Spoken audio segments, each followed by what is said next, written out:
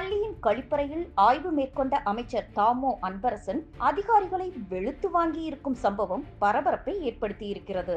சென்னை குரோம்பேட்டை அரசு மேல்நிலைப் பள்ளியில் இலவச சைக்கிள் வழங்கும் திட்டத்தை தொடங்கி வைத்து மாணவர்களுக்கு விலையில்லா மிதிவண்டிகளை அமைச்சர் தாமோ அன்பரசன் வழங்கினார்.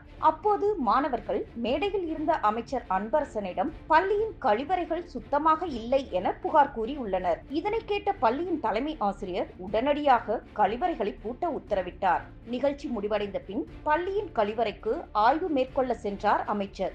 அங்கு பூட்டப்பட்டு இருந்த கழிவறையை திறக்க சொல்லி அங்கு ஆய்வு செய்தார். கழிப்பறை சுத்தமாக இல்லாததால் கடுப்பாகிய அமைச்சர் அங்கு உள்ள அனைவரையும் திட்டி வெளுத்து வாங்கி உள்ளார். மேலும் உடனடியாக அனைத்தையும் சுத்தம் செய்ய வேண்டும் என அதிகாரிகளுக்கு உத்தரவிட்டுள்ளார்.